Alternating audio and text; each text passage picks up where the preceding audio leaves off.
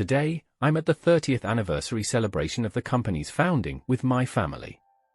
My wife, Clara, has just given birth and gained a bit of weight postpartum. As soon as I introduced my wife to Mr. Flint, the department head, he burst into laughter. "I thought you were a sumo wrestler. Shall I bring salt for you to throw?" Mr. Flint's voice echoed through the celebration venue. Clara looked down, embarrassed, but at that moment, Mr. Flint didn't know who Clara really was. Soon after, he would start trembling. "My name is Ethan, and I'm 35 years old. Currently, it's just Clara and me living together. I work in the sales department of a major machinery manufacturer, and this year marks my 17th year of service. Due to my job, I meet new people every day, and although it's busy, it's fulfilling and fun. I met Clara at work. She was working in sales administration. A quiet woman, 5 years younger than me, but the first time I saw Clara, I felt a jolt through my body, like an electric shock. It was love at first sight for me. I was the one who spoke to her first, but Clara was more outgoing than I thought, and she was fun to be around. I gathered my courage and confessed to Clara, and we started dating from there. Things progressed smoothly, and before I knew it, we were married. Life with Clara is truly enjoyable every day. Clara is a great cook and makes my favorite dishes every day." Then one day, Clara spoke to me with a serious look on her face. "Ethan, I think I'm pregnant." Upon hearing Clara's words, I jumped for joy. "Clara, I'm so happy." "Thank you. I've always loved children, and becoming a father was my dream. This might be due to my childhood environment. I lost my parents when I was young and grew up in an orphanage. Because of that, there were always younger children around me. They were all like little brothers and sisters to me, and more than anything, they were precious to me. As I helped raise these younger children, I gradually grew to love kids even more. I've told Clara everything, and she knows how much I love children." "I'm so glad you're happy," Clara said, and then she started to cry. "I have Clara." After a while, Clara's morning sickness began. At first, we laughed it off as a sign of the baby being there, but then the morning sickness became so severe that it was no laughing matter. Clara was experiencing pregnancy cravings, which she found helped reduce nausea. Originally thin and slender, she gained about 22 pounds due to these cravings, prompting the doctor to issue a warning. I would buy healthy ingredients on my way home from work and give them to Clara. "You wouldn't want a wife this fat, would you?" Clara looked at me sadly.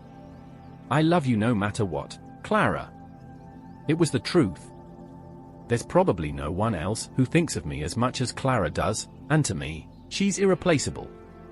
I was even more determined to work hard for Clara and our baby, but that determination was easily shattered. As usual, when I went to work in the morning, the workplace was noisy.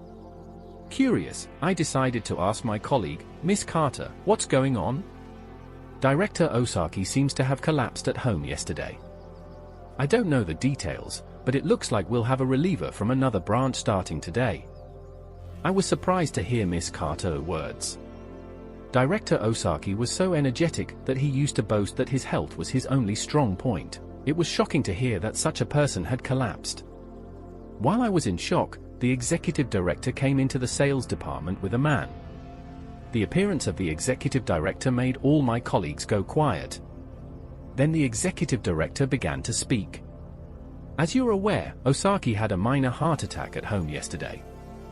He's chosen to retire, making this a transition period for us. As a result, Mr. Flint will step in as the new director. Your support for him would be greatly appreciated."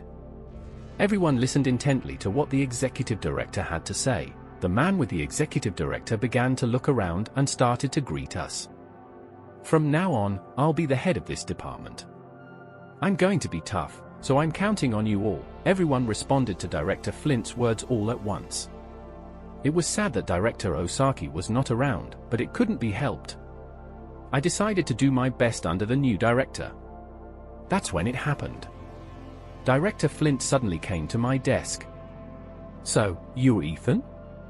I've heard about your good sales performance, even from the branch. But you're a high school graduate, right? I believe all high school graduates amount to nothing. I couldn't believe my ears. High school graduates amount to nothing? What does that even mean? My colleagues also looked surprised. Since you can't possibly be good at sales, you're a busboy from today. I couldn't accept being dismissed by someone I had just met. Sure, I'm a high school graduate, but I've always worked harder than anyone else. I've been working in the sales department for over 17 years, and I can do sales just fine, even as a high school graduate. As I argued back, Director Flint's face turned redder. He seemed to be getting angry.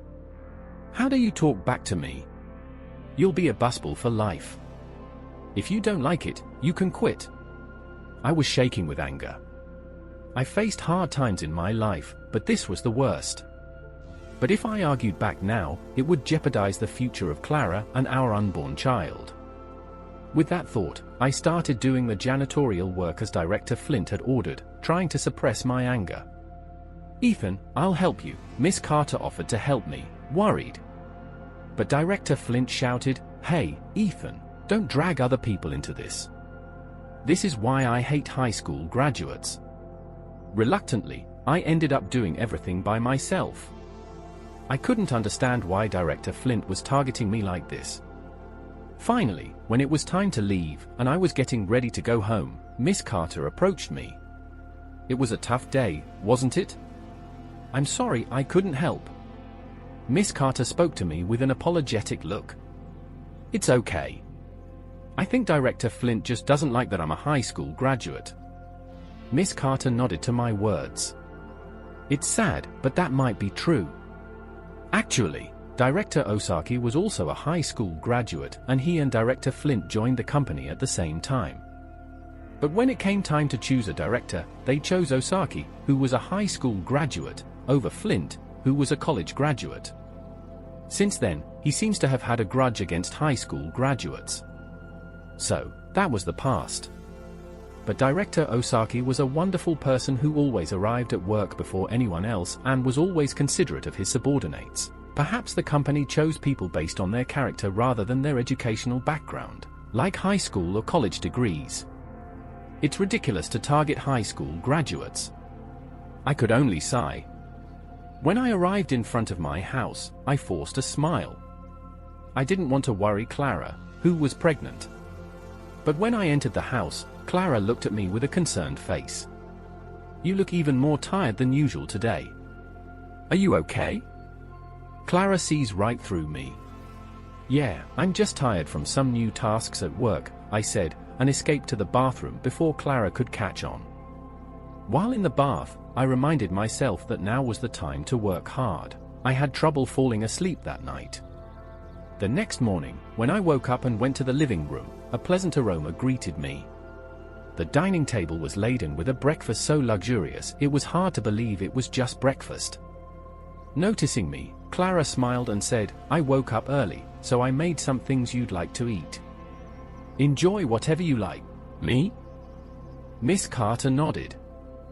I couldn't believe that Director Flint, who looked down on me for being a high school graduate, would ask me to organize documents. Reluctantly, I stood up and took the pile of documents from Director Flint's desk. The amount was unusually large. I doubted whether he was really doing his job properly. I began organizing the documents right away. Then, just after 11 o'clock, Director Flint came in, yawning, holding coffee and a bagel from a famous coffee chain. As soon as he arrived, he started eating the bagel. Everyone in the office couldn't hide their surprise and quietly watched him, showing a plate, and then doing what? My anger was about to peak. I went to Director Flint's desk with the documents. I finished organizing the documents. "I'll leave them here."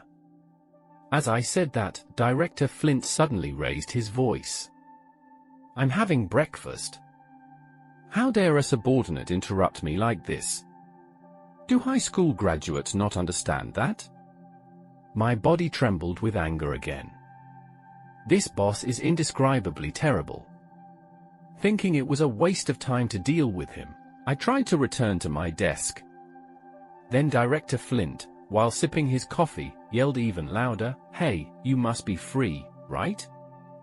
Organize these documents too, and these meeting materials as well. All of that is Director Flint's work. Surprised, I silently accepted the documents. Director Flint was just laughing. Returning to my desk, Miss Carter whispered angrily, "That's Director Flint's job, not yours. Why do you have to do it? I'll say something." She was about to stand up, seemingly ready to confront Director Flint. I desperately stopped Miss Carter. "Miss Carter, if you say something like that, you could get fired." "I'm fine, really." As I said that, Miss Carter started working again, clearly unsatisfied. I didn't want to involve others because of me. Frustrated, I organized the documents as Director Flint had ordered. Even after that, Director Flint would frequently show up late to work or take days off, claiming he was using up his paid leave. Each time, I was forced to do the work that Director Flint was supposed to do. Instead, I no longer had the energy to talk back and just did as I was told.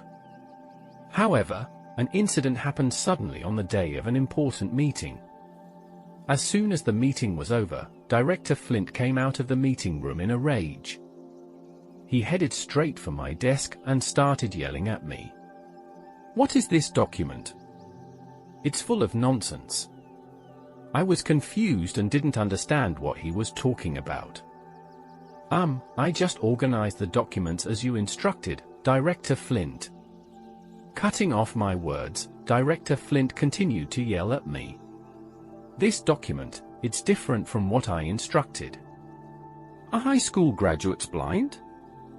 Because of you, I was embarrassed." Indeed, the document was created exactly as Director Flint had instructed. He was supposed to create it himself, but I ended up making it for him. Now, he's blaming his mistake on his subordinate. That's the worst thing someone could do. I was so shocked I couldn't say anything more. Then Miss Carter, who had been watching, ran out of patience and stepped forward. She glared at Director Flint and said, "Director Flint, you were the one who instructed Ed to make the document like this, right?" Encouraged by Miss Carter, other colleagues also chimed in. "Indeed, we saw too, Director Flint. You were the one who gave those instructions, weren't you?" Then Director Flint coughed lightly and started to look embarrassed. So what? It was my mistake to rely on a high school graduate. Next time, I'll leave it to a college graduate. Saying that, Director Flint left the sales department. Then Miss Carter and other colleagues gathered around me. That felt refreshing. Did you see Director Flint's face? Hilarious, everyone said, standing by my side. I've never felt as supported by Miss Carter and my colleagues as I did today. I felt fortunate to work with such people. But since that incident, Director Flint's attitude towards me has gotten worse day by day. "Hey, where's my coffee?"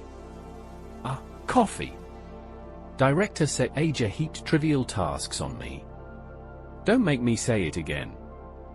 It's the coffee. Understood. When I brought the coffee as Director Flint had ordered, he deliberately spilled it. "Oh, now I can't drink my coffee. Bring me another cup." My colleagues were stunned. Director Flint's behavior was beyond normal. It was like that of a child. I sighed and went to make another cup of coffee. In this way, Director Flint looked down on me in every possible way, deciding I was worthless. Exhausted by these days, I had become like a servant to the director without realizing it. One day, after about 6 months of this routine, I received a call during work. It was from Clara, who was pregnant. I rushed to answer the phone. Then Clara said she was starting labor and was on her way to the hospital. I promptly informed Director Flint, who was sneering, that I needed to leave early, and then I left the company. I hurried to the hospital. Upon arrival, I was led to the delivery room, where I saw Clara holding our newly born baby boy. He looked just like me, he was so adorable. I truly understood what they mean when they say, "You're so cute, I could just eat you up." "Clara, thank you for giving birth to a healthy baby," I said and hugged Clara. We named the baby Noah. Looking at Noah's face, I made a decision: it was to take paternity leave. It wouldn't be good for Clara's health to let her do all the childcare so soon after giving birth. I wanted to do what I could as a father. "Is it really okay for you to do that?" Clara asked me, worriedly, but I was firm in my decision. The next day, I went to the company with heavy steps. Upon arrival, I declared to Director Flint, "My wife has given birth, so I'm taking paternity leave." Director Flint's face gradually turned into a scowl. "Paternity leave? What are you talking about?" "It's just for 3 weeks. The company policy states that male employees can take paternity leave, so please proceed with the necessary paperwork." Director Flint seemed like he wanted to say something, but the moment I mentioned company policy, he quieted down. I officially took 3 weeks of paternity leave. When I returned home and told Clara, she was relieved. I was really nervous about taking care of the baby alone for the first time, but knowing you'll be here makes me feel safe. "Let's do our best together," I spoke to Clara while holding crying Noah. During the day, Clara took care of Noah, and at night, it was my turn. Noah was a baby who drank a lot of milk and cried a lot. It was challenging, day and night, honestly more so than work, but the happiness of being involved in childcare was indescribable. I did my best to ensure that my little Noah could live comfortably. As the 3 weeks of paternity leave were about to fly by, I received a call from Miss Carter. "There's a celebration for the company's 30th anniversary at the hotel this Sunday. You and your family are coming, right?" I remember Director Flint mentioning the celebration before, but Director Flint would surely attend the celebration as well. I was in a dilemma. Is it okay for me to attend while on paternity leave? Has Director Flint said anything? Over the phone, Miss Carter said, "Of course, it's okay, and Director Flint hasn't said anything. We all want to see Ethan's baby, so please do come." Encouraged by Miss Carter's words, I found myself saying then, "I'll come," and hung up. Thinking it over, I started to feel anxious about my decision. I didn't know what Director Flint would say when I saw him, but I also felt the desire to introduce Noah and Clara to my colleagues. My feelings were mixed. "Clara, there's a 30th anniversary celebration for the company this weekend. Would you like to come with me?" Clara was silent for a moment, her expression as uneasy as mine. "What's wrong? Don't you want to go? Do you think you'd be embarrassed with the way I look now?" Clara looked sad. She hadn't lost the weight she gained during pregnancy and was a bit plump, but to me, Clara was attractive no matter what. "Clara, you're always beautiful." I've never felt embarrassed, and my words made Clara smile happily. "Thank you.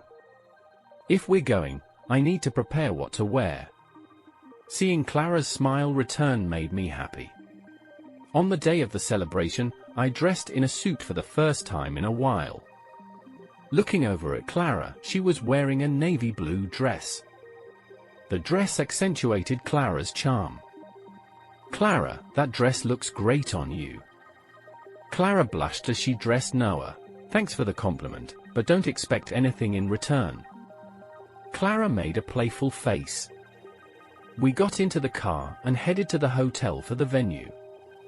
The hotel, known as a prestigious establishment, was a place neither Clara nor I had ever entered. Inside, there was a large, sparkling chandelier, and luxurious sofas were lined up. We passed through the lobby, took the elevator, and entered the designated large room, where a lavish meal was laid out, and colleagues had already gathered.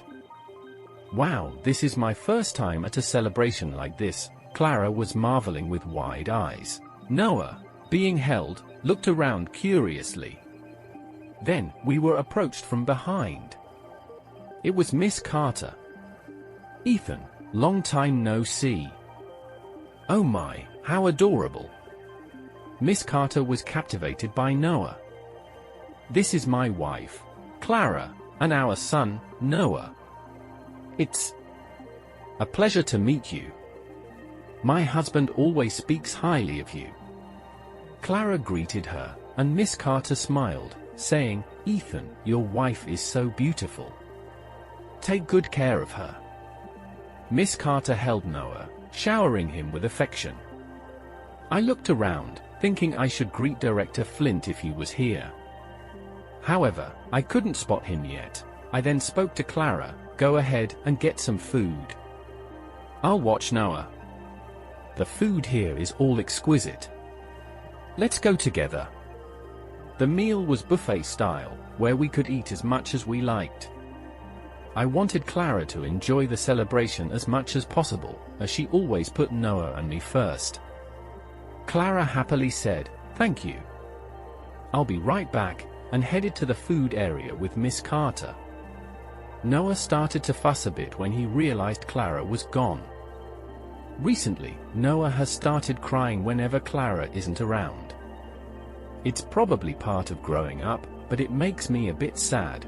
Once Noah starts crying, it's hard to calm him down, so I decided to take him for a walk around the venue to keep him from crying. Then, someone called out to me from behind. "Ah, if it isn't Ethan, the nuisance who took paternity leave."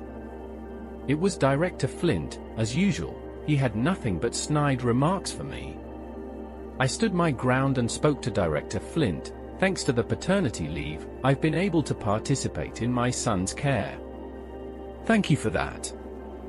When I thanked him, Director Flint visibly grimaced. "Childcare is normally the mother's job, isn't it? Your leave has made us all busier." Only a high school graduate wouldn't understand that. I was astonished at Director Flint's male chauvinistic attitude.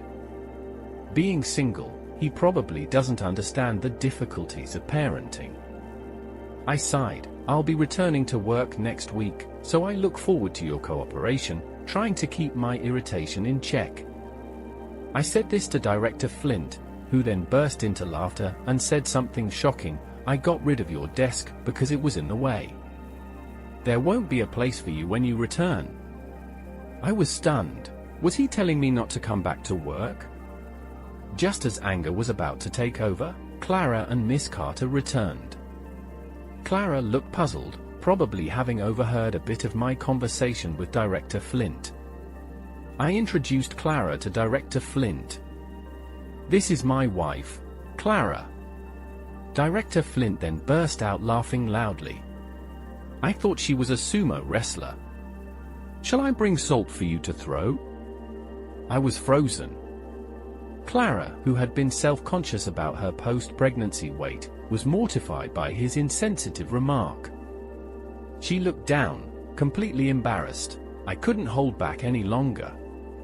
"Flint, can't you grasp what's appropriate for your age? Even a high school graduate like me understands it. You're less mature than a high schooler." Director Flint was taken aback by my words. He hadn't expected me to stand up to him.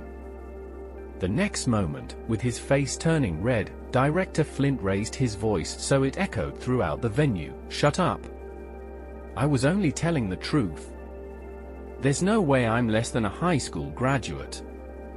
All eyes in the venue turned towards us. Miss Carter looked at Director Flint with anger. That's when it happened.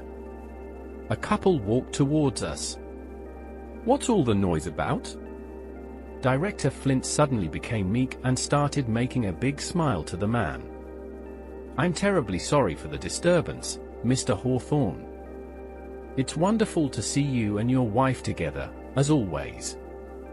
Such a lovely couple.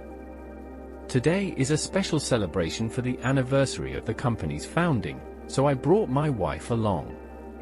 The man was Mr. Hawthorne, the president of a client company. Mrs. Hawthorne smiled gracefully. The next moment, Mr. Hawthorne looked towards Clara. "Clara, how have you been? And Noah has gotten so big." Mr. Hawthorne smiled warmly at Noah. Clara quickly replied, "Mr. Hawthorne, it's been a while." "We're doing well, thank you." Then Director Flint exclaimed in surprise, "What? You know each other?" Director Flint had a look of disbelief at what was unfolding before him. "Know each other? Clara is the daughter of the president of this company. Didn't you know that?" Director Flint's face went pale. "Yes, Clara is indeed the daughter of the president of the company I work for. I had no idea she was the president's daughter when we were dating. I remember being speechless from shock when I saw Clara's father's face during our marriage introduction. I had never imagined Clara was the president's daughter. Clara had always been treated specially because she was the president's daughter. Many of the people she dated before were only after her for her money and didn't truly love her. That's why Clara started dating me without revealing her true identity. I love Clara, whether she's the president's daughter or not." Then, as the entrance became noisy, the president entered the venue and approached Clara. "Mr. Hawthorne, thank you for taking the trouble to come." "Not at all. It's an important business partner, and I'm very satisfied to see Clara's baby." Mr. Hawthorne laughed. Looking at Director Flint, the president said, "Thanks to Director Flint approving the paternity leave, Ethan has been able to help with childcare. I think Clara has been greatly relieved." Mr. Hawthorne continued, looking at Director Flint. "Paternity leave is essential for men too. We're planning to introduce it in our company soon." Director Flint, with an embarrassed look, replied in a weak voice, "Yes, that's right." Mr. Hawthorne smiled warmly at Clara. "I can't believe the little Clara has grown into such a beautiful woman and now a mother. She is a beautiful woman, making Ethan a lucky man indeed." Director Flint, changing his tune, began to compliment Clara on her beauty. "I was speechless in surprise. Just a while ago, he had treated Clara like a sumo wrestler, and now he was too opportunistic. I was dismayed at Director Flint." Then Clara raised her voice. "Director Flint, you thought I was a sumo wrestler just a while ago, didn't you?" Director Flint froze at Clara's words. The president looked concerned. "That was a misunderstanding." "A misunderstanding?" So, clearing Ethan's desk because it was in the way was also a misunderstanding. "What, Director Flint? What does that mean?" That was also a misunderstanding." The venue suddenly became quiet. Then Miss Carter appeared with an angry expression. "Mr. President, Director Flint has been doing as he please. As in the sales department, looking down on Ethan because he's a high school graduate. He's been treating our excellent Ethan like a busboy." The president was shaking with anger. Clara looked at me and Director Flint in disbelief. "That's all lies. Please don't listen to such nonsense." Director Flint glared at Miss Carter. Then colleagues from the sales department also spoke up. "What Miss Carter is saying is true. The one lying is Director Flint." Director Flint, seemingly resigned, looked down, dejected. Then the president raised his voice. "Director Flint, it seems you are not suitable for this company. I will inform you of your punishment later." Such a thing." Director Flint trembled and sat down on the spot. The president used the microphone to say, "Today is our company's 30th anniversary celebration. Everyone, let's drink, eat, and have fun." With the president's words as a signal, liveliness returned to the venue. Clara and I ignored Director Flint, who was sitting down, and enjoyed the celebration. Before we knew it, Director Flint had disappeared from the venue. Afterward, Director Flint was demoted and received a 3-month salary reduction due to his behavior towards subordinates coming to light. However, with his high pride, Director Flint disliked working in the same position as me and gradually stopped coming to the company, eventually opting to resign voluntarily. On Director Flint's last day at the office, not a single person saw him off, and the sight of him leaving the company was truly pitiable. Director Flint's foolishness, judging people only by their appearance or educational background, led to this outcome. Director Ethan, please check these documents. Being called a director still feels awkward, so please call me by my name, like before. Can the document check wait until tomorrow?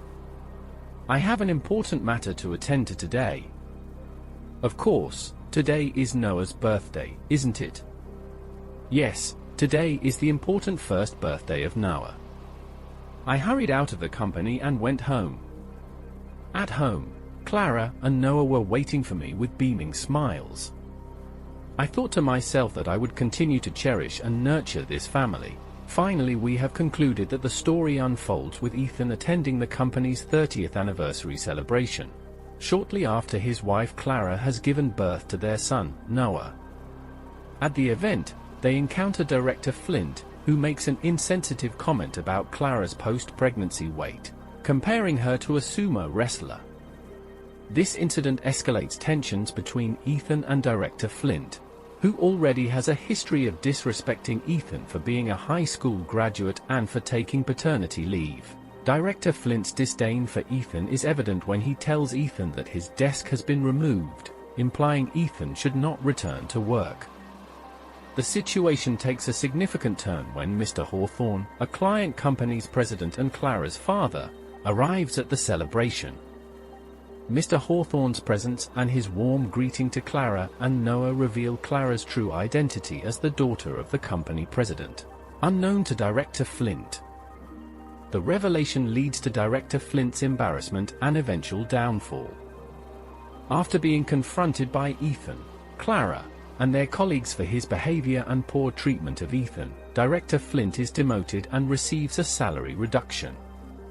Despite these consequences, Director Flint's pride leads him to resign.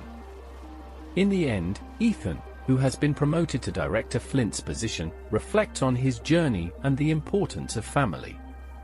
The story concludes with Ethan celebrating Noah's first birthday, emphasizing the themes of family, resilience, and the downfall of arrogance and prejudice. Thanks for watching and see you in the next story.